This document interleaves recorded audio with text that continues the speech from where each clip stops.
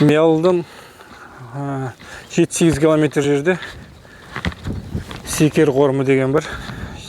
Жергілікті халық Самай және Секер қорымдары дейді. Самай қорымы осы жерден тағы да бір 7 километр жерде. Бұл кесенеге қатысты осы 1-2 жыл турасында соцсеттерге шығып жүрді, әлеуметтік желілерге.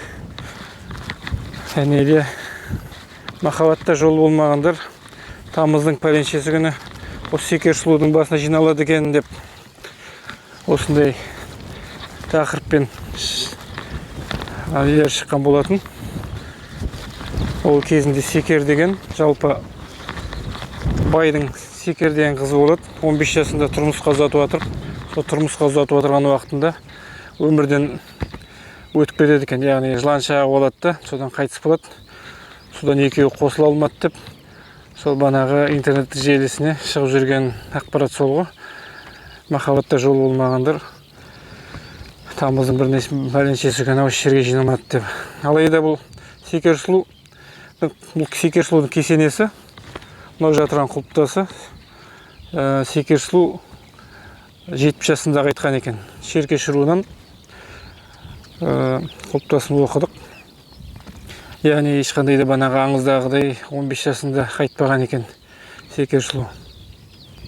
Оқып көрсек. Так. Шеркеш руы қара кемпір тайпасы.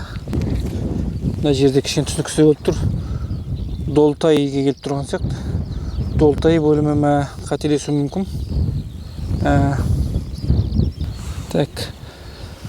Мыңжасар қалалы Секер бәйбіше опат. Так, 70-те дейді. Яғни бұл Секер деген кісі 70 жасында қайтқан екен. Мыңжасар деген кісінің әйелі. Яғни банағы аңыздағы 15 жасында қайтқан деген жыланшағы болды деген ол келмейді екен, дұрыс емес екен. Так, мына құлпытастың арт жағы, құлпытас қойған баласы. Жаздырды баласы. Мына жерде Анқұлға келіп тұр. Мүмкін Айқұл, Анқұл, мырза, мына жер мырза деген сөз.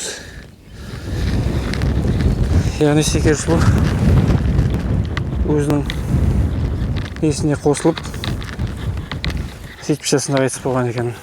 Осы кесенесі.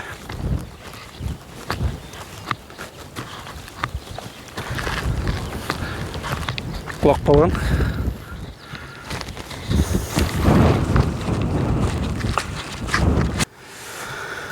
Тамыз айында келіп жүрмеңіздер бұл жерге. Енді аңызды ақиқат жоққа шығарып берді.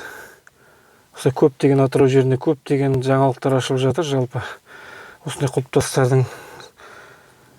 құлпытастарды оқып, кейбір тарихтар басқаша болып шығып жатыр. Енді Самай деген қорым осы жерден тағы 7-8 километр жерде. Бұйырса ол жөнінде түсіріп қалармыз деп ойлаймыз.